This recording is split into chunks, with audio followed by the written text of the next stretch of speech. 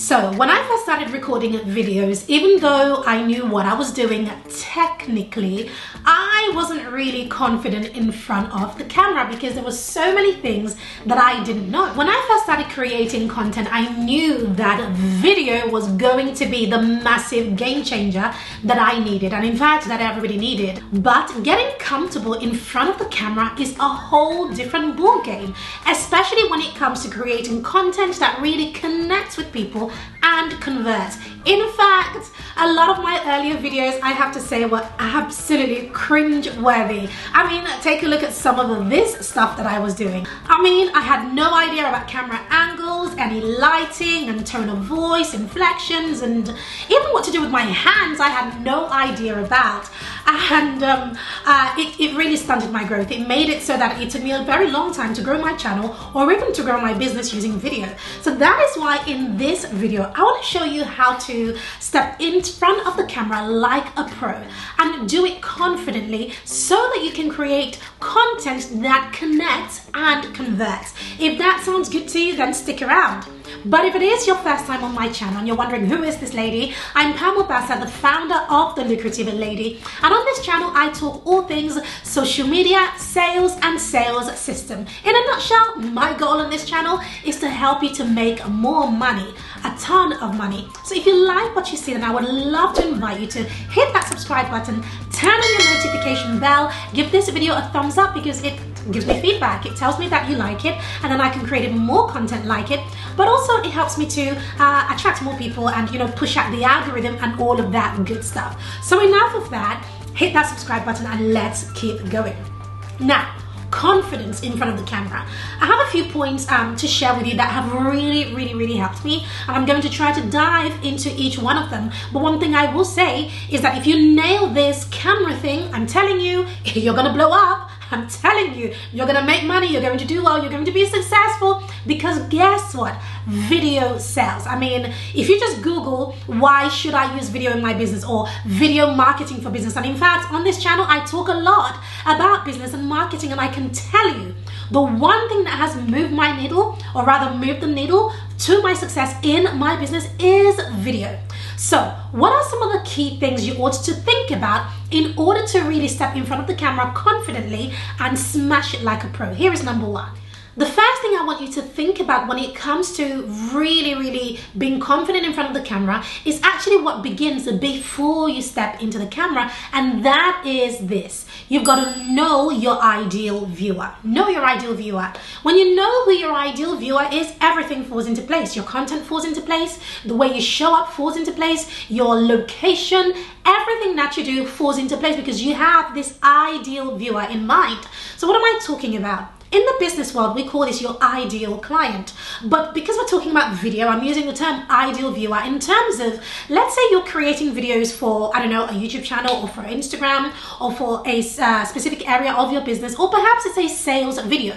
What you've got to think to yourself is, who is the ideal person that I believe is going to watch this video? That's what I want you to focus on. If you can think about that, it will help you to come up with the best types of content and how to show up. And in fact, you'll be even more confident because the likelihood is that this is an audience that you know well, right? So therefore, you're not talking to everybody. So therefore, the idea of being shy is inexistent because you don't need to be shy, or you don't need to be scared or worried because you know this audience. So knowing your ideal viewer already just gives you that confidence that you need to step in front of the camera because you know that you're doing it for a purpose. Number two, confidence is an inside job. Yes, I know a lot of people, you know, talk about the various things you need to do, you know, in terms of the camera, the lighting, and how to stand and how to talk and all of that. But I can tell you this one thing, and it is that confidence is an inside job. Because even if you go out there to fake it, people will know that it's not your real self. So one of the things that really helped me is to understand who Pam is. Like, who am I? And what do I stand for? What is my mission? What is my vision? And, you know, what do I love about myself? It's an inside job. The more I became comfortable with my own self, the more I loved my own self, the more I became confident on the outside. And I wasn't really worried who was listening to me or who was around or who I was speaking to. And, even when I'd be speaking on stage, or when I'd be, on a podcast, or when I was doing a film or in theater, whatever it was that I was doing, the moment I understood that confidence is an inside job, meaning that it's all about how I feel about myself. If you feel that you look good, guess what's going to happen? Everybody else will think that you look good. If you feel that you are good, like you're it, you are that person, right? That they are looking for. If you have that confidence, then guess what? People will believe you. And it's not even about what you wear or what you say or your makeup. It's not even about that. It's really an inside job. So I encourage you right now to start thinking about who that higher version of yourself is, that super confident person, that super successful person, that person who has amassed a wide audience. Who is that person, and what do they look like? Get that picture and believe that you are that person, or that you will become that person, and just start to walk in confidence, because guess what? The camera never lies, and it will show. The third thing that I want to share with you is this, and that is that we buy with our eyes. We buy with our eyes. Now you might be saying, but Pam, I'm not even selling anything. You are. Right? If you're in front of the camera, you're selling something. Sometimes it's yourself. Sometimes it's a product. Sometimes it's attention, right? If you're in front of the camera, then you're asking people to give you their attention. That means you're selling something. So even if they're not paying you with money physically, they are buying something. They are paying with their time. Do you see my point? So now back to my point. We buy with our eyes. Now, what does that mean? It means that you've got to be careful of a lot of things. You've got to watch, when I'm inside of my mastermind and I'm teaching, and they are, at the portion where they have to do a lot of videos, one of the things that I'm teaching is I say, look at your background, right? I'm sure some of you watching right now have looked at, my backdrop, or, I'm in my home, by the way, I'm in my kitchen right now, but I'm sure you've seen it. But guess what? I thought about that ahead of time. Right? When I'm in my studio or when I'm in my study, I look at what is the focal point that people are looking at, because the misconception that people have when they're recording a video is that they think that all eyes are on them. And yes, most of the time, 90% of the time, all eyes are on you. But in order to keep those eyes on you, you've got to make sure that everything else lines up. Because guess what? People are looking at what is behind you. They're looking at, so many things in your environment. So when you are choosing your environment, remember that we buy with our eyes. So what does that mean? It means that if you have children like I do, you might want to tidy up, right? It means that if you're shooting in a part of your home, like I'm in my kitchen right now, you might want to put some things away. Unless, of course, it works with your brand and it works with the ideal viewer and the purpose for which you are recording. I can promise you this, we buy with our eyes. We do live in a judgmental world. And one of the ways to get rid of that for your confidence sake is to make sure that you have a quick look around your background. Even what I do is I pre-record on my camera, and I'm looking at not myself. I do a test on my camera, and I'm not looking at myself, I'm looking at my background. And then I look at myself. But I make sure that whatever is on the backdrop, that it looks appealing, that it looks good, and it represents me well. That is the key thing. It's not even about the people watching, but it's about the fact that it represents me. So if you can stand by your environment representing you, then you're doing a good job. So the next thing I want to move on to talking about is something that you might have noticed that I do a lot, and that is hands. A lot of people feel really awkward about their hands and what to do with their hands. Now, I naturally speak with my hands. In fact, I speak with every fiber in my body, but the hands can be really awkward. Some people, it's like, Pam, what do I do with my hands? Do I leave them up here and talk? Wouldn't that be weird if you just left your hands up here? And what about this? If you had your hands just literally by the side of your body like this, wouldn't that just look awkward? Imagine if I recorded an entire video, let's say it's 10 minutes long, and this is all you saw.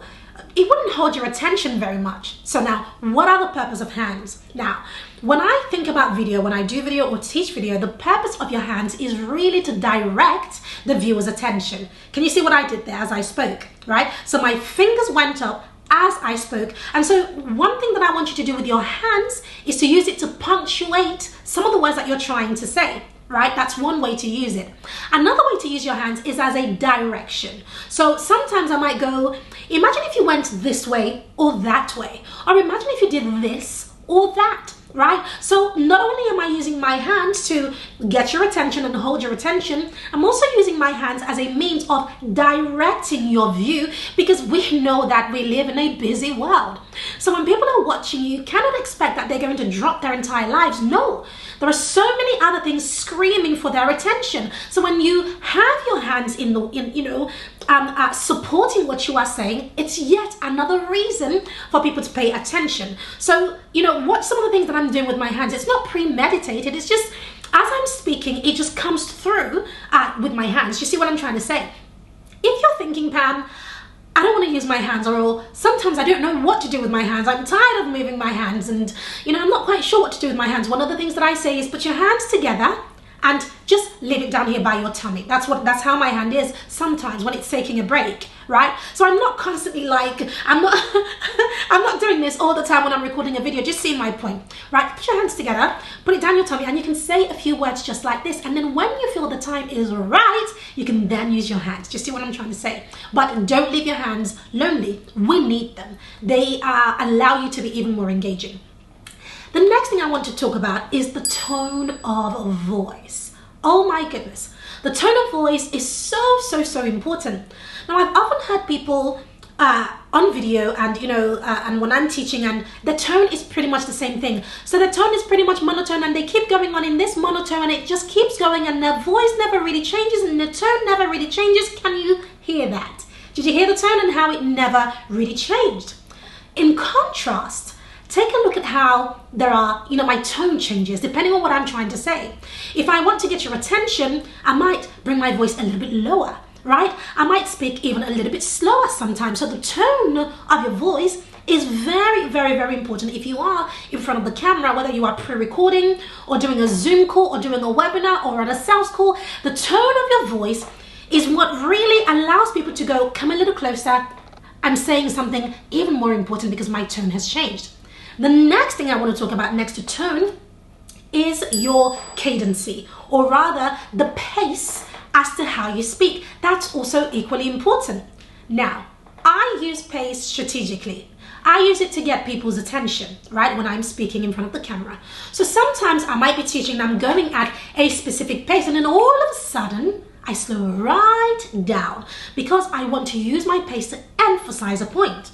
But if I slow down, for too long, I would lose your attention. So you've got to play with your pace, right? So if you don't understand what I'm saying, rewind back and just watch the last minute again, and you'll see that I've been doing that all this time, just changing my pace and making sure that when I need to emphasize something, I go a little bit faster, or I slow it right down. But my pace is going to change so that I can get and hold your attention. If you haven't caught it by now, everything that we're doing is all about not only getting attention but holding attention, and this in turn gives you even more confidence. So we've talked about tone, we've talked about pace. The triplet of that, or rather the third party of that, to close that triangle, is inflection. Now, inflection is something that people do when they're a little bit nervous. And I find that they do this when they are saying something that they are a little bit uncomfortable with. Did you hear that? Right? So that was an inflection, right? When I just said a little bit uncomfortable with, see how it doesn't actually make sense to the sentence. But I inflected my voice, obviously, in this case on purpose, but a lot of people do it because they're a little bit unsure. You see that? Right? So they're unsure. Now, they do it, a lot of people do it when they are doing a sales call, when they're when they're going to talk about money. They're going to talk about something they're a little bit nervous about, unsure about. So if you're somebody who's struggling with confidence in this area, you're probably doing a lot of inflections and all in the wrong places. And so it doesn't make sense, and it makes you look even less confident because you are using inflections in the wrong place. Now, of course, if you're asking a question, right? If you're asking a question, it's easier, right? It's okay to use an inflection, but just think about that if you're not asking a question. The next one I want to talk about is if you want to be even more confident, you want to take some notes. Now, in fact, for this video, I have my notes on my phone, right? I use my notes all the time. I have it on my phone, or sometimes it's on my laptop or on an iPad. Even though this is what I do pretty much almost every day, I still write my notes. But what I want you to do, or rather the tip I want to give you is this. write your notes as bullet points. Now, what does that mean? It means that you're not necessarily going to be reading your notes. Now, I don't want you to read your notes because that would be really, really obvious. So I write bullet points, and so I might write just one word to remind myself of a talking point. So feel free to write some notes, and when you write your notes, it's okay to take a break. That is my next point, right? Take a break. So you might not see this, but a lot of the successful YouTubers or people that you see on video, we didn't just record these videos in one take. I mean, if I'm recording a sales video or a video sales letter, sometimes I do it in one take. But most of the time, honestly, it's several takes, which means that in the middle of this, I'm pausing and reading my notes and then looking back up and speaking, then pausing, reading my notes and looking back up and speaking. And then what's happened is it's then been edited so that you cannot see that. In fact, here is an example of me pausing and reading my notes. What's going on my notes? Come on, open.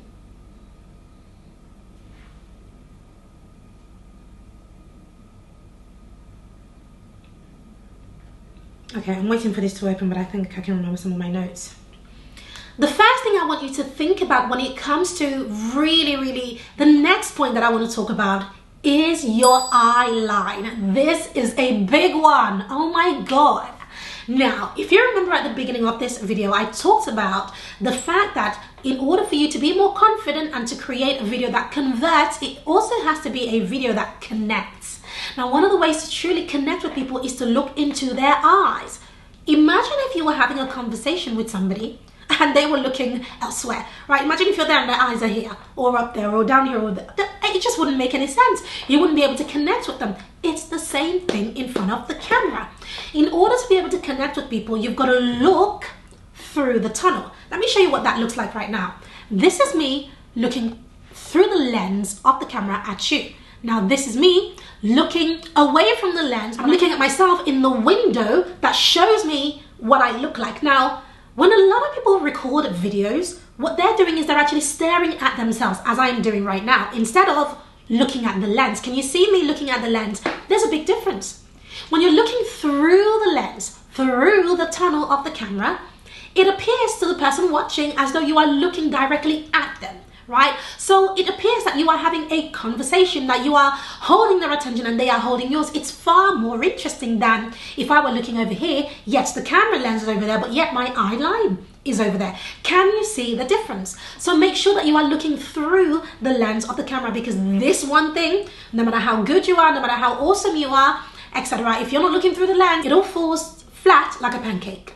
The final point I want to share with you is this: it's have fun, right? It's okay to have some fun. Smile.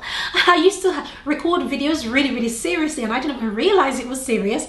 But now I make every effort to smile all the time whilst I'm recording. Sometimes I forget, but most of the time I've got this smile plastered on my face, because guess what? There's a saying that goes, we may not remember what you said, but we always remember how you made us feel. I'm probably paraphrasing that, but the point is, oftentimes when people say something, you probably forget, but the way they make you feel, oh, you will always remember, right? So one of the ways that I try to make people feel good at the end of, whilst they're watching my video, and even make myself feel good, is by smiling, right? Smile, crack a smile, have some fun. If you make some mistakes, it's okay. You can leave the mistakes in, or it can be edited afterwards. But the point is, you've got to make sure that you are having fun through this, because that will come across